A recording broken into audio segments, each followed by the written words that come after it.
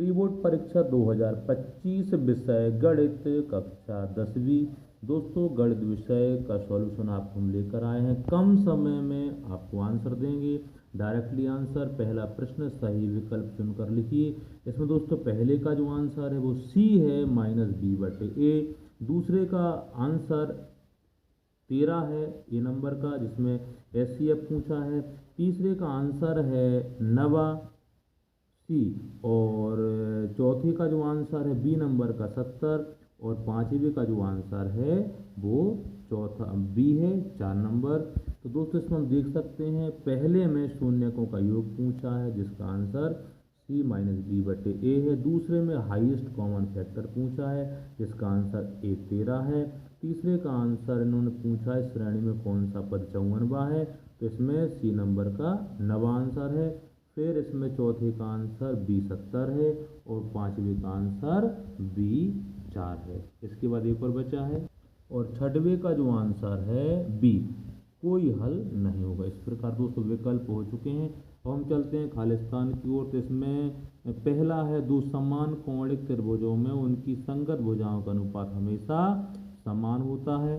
दूसरा है किसी बिंदु की x अक्ष से दूरी उस बिंदु का निर्देशांक या कोटि कहलाती है। आप निर्देशांक या कोटि कुछ लिख सकते हैं। तीसरा है 3 मीटर ऊंची मीनार के पाद से 3 मीटर दूर स्थित बिंदु पर मीनार की चोटी का उन्नयन कोण 45 डिग्री का होता है। चौथा है किसी असंभव घटना की प्रायिकता सदैव शून्य होती है। पांचवा केंद्रीय प्रवृत्ति के 3 मापकों का संबंध है, बहुलक बराबर 3 माध्यक -2 माध्य। छठवा है त्रिज्या r वाले वृत्त के क्षेत्रफल का सूत्र πr² होता है। एक बार देख लें, पहले का आंसर समान, दूसरे में निर्देशांक या कोटि एक कुछ लिखना है, तीसरे का 45 डिग्री है, चौथे का 0 है, पांचवे का 2 माध्य और छठवे का πr²। इस प्रकार से रिक्त स्थान पूरे हुए। अब बात करते हैं दोस्तों सही जोड़ी की। तो इस तरफ आपको 6 दिए हैं, इस तरफ आपको 7 दिए हैं। तो दोस्तों हम यहाँ पर पहला, दूसरा, तीसरा, चौथा, पांचवा, छठवा इन सभी के यहाँ नंबर डाल दिए। जैसे पहले के आंसर पे पहला नंबर डाला, दूसरे पे दूसरा नंबर डाला, तो पहले का आंसर E नंबर, दूसरे का आंसर F नंबर, तीसरे का आंसर G नंबर, चौथे का आंसर B नंबर, पांचवे का आंसर C नंबर और छठवे का आंसर A नंबर। इस प्रकार से नंबर डले हैं 1 2 3 4 5 6। आप देख सकते हैं ये आपकी सही जोड़ी बन चुकी है। आगे चलते हैं हम। अब यहाँ पर आपके आ चुके हैं एक शब्द या वाक्य में उत्तर दीजिए। तो पहला है मूल बिंदु से किसी बिंदु XY की दूरी कितनी होती है। इसका आंसर है करनी के अंदर x² + y²। दूसरा उन्नयन कोण की परिभाषा पूछी है जो लिख कर रखी है, आगे बताते हैं। तीसरा है एक वृत्त की कितनी स्पर्श रेखाएं हो सकती है। इसका आंसर है अनंत या अनेक। एक कोई सा आंसर लिख सकते हैं, दोनों का अर्थ एक ही है। चौथा है एक वृत्त की कितनी तीसरा हो चुका। चौथा वृत्त के चाप की लंबाई का सूत्र क्या होता है। तो सूत्र है θ/360 × 2πr। पांचवा है किसी AP के प्रथम n पदों के योगफल का सूत्र होता है।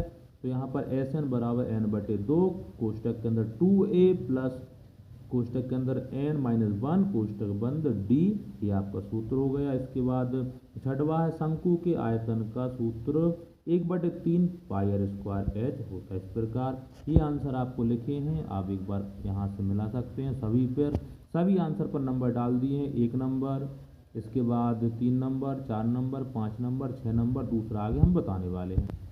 इसके बाद दोस्तों प्रश्न नंबर 5 और आखिरी है जिसमें पूछा है सत्य एवं असत्य लिखिए। इसमें देख सकते हैं पहले का आंसर सत्य है, दूसरे का असत्य है, तीसरे का सत्य है, चौथे का सत्य है, पांचवे का असत्य है और छठवे का सत्य है। कहने का अर्थ है कि दूसरा और पांचवा असत्य है, बाकी सब सत्य हैं। प्रश्न नंबर 4 का दूसरा उन्नयन कोण की परिभाषा पूछी थी जो यहाँ लिख कर रखिए कि वह कोण जो किसी क्षैतिज रेखा और ऊपर की ओर देखे जाने वाले किसी वस्तु की दिशा के बीच बनता है तो उसे उन्नयन कोण कहते हैं।